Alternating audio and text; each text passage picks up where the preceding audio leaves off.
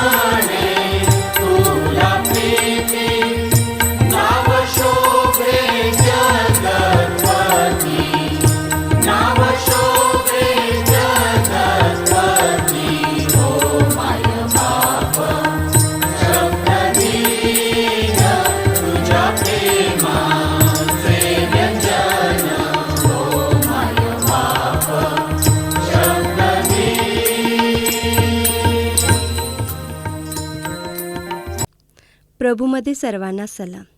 Kolhapur church council प्रस्तुत आत्मजागरण या दैनंदिन मननामध्ये मी मिसेस आशा अष्टेकर आपले सहर्ष स्वागत करते. आजच्या मननाचा विषय आहे प्रतीक्षेचे मार्ग. आजच्या मननासाठीचा शास्त्रभाग आहे स्तोत्रसंहिता 37:1-19. आजचे विशेष वचन, परमेश्वराची प्रतीक्षा कर व त्याच्या मार्गाचे अवलंबन कर. स्तोत्रसंहिता 37:34. परमेश्वराच्या वचनात आम्हाला वारंवार आज्ञा मिळते की परमेश्वराची प्रतीक्षा करा, परंतु आमच्यातील अनेकांना प्रतीक्षा कशी करावी तेच माहीत नाही. याविषयी आपण जाणू. 1. परमेश्वरासमोर आपले मन मोकळे करा. परमेश्वराची प्रतीक्षा करणे हे प्रार्थना करण्यापेक्षाही अधिक आहे.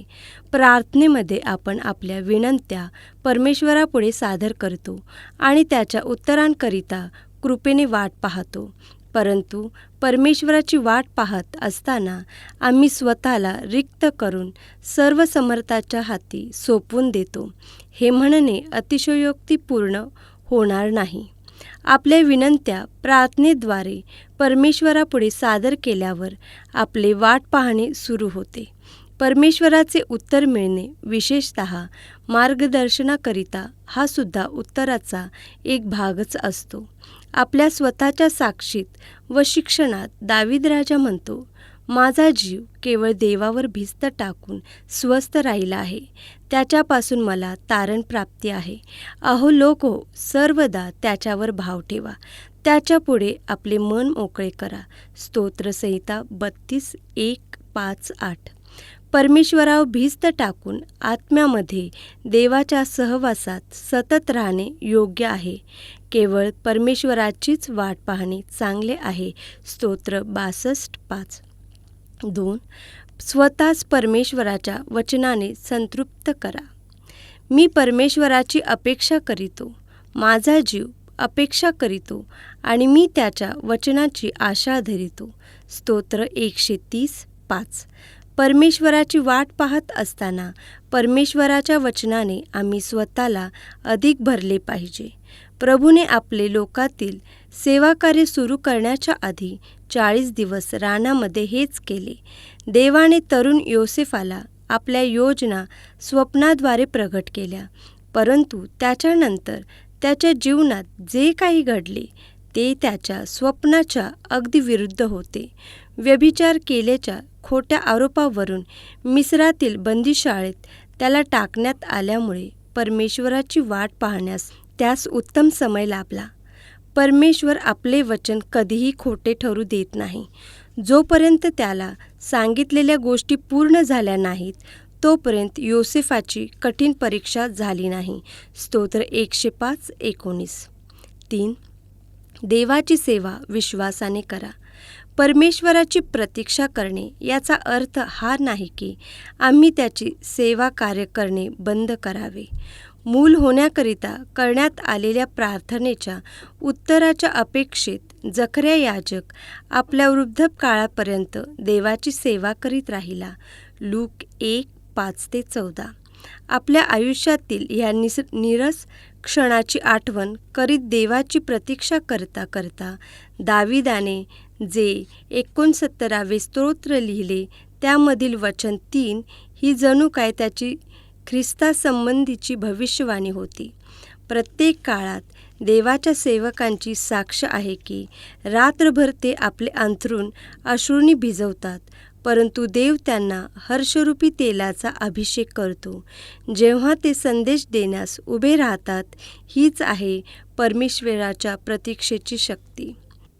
आपण प्रार्थना करू. पवित्र पवित्र सर्वसमर्थ बापा, स्वर्गीय पित्या, सर्व सृष्टीच्या निर्माणकर्त्या जिवंत बापा, धन्यवाद धन्यवाद देते ह्या वेळेसाठी बापा. हो बापा, आजच्या वचनाद्वारे तू आम्हाला धीर शिकवलंस म्हणून तुला धन्यवाद देते. हो बापा, आम्ही धीराने वाट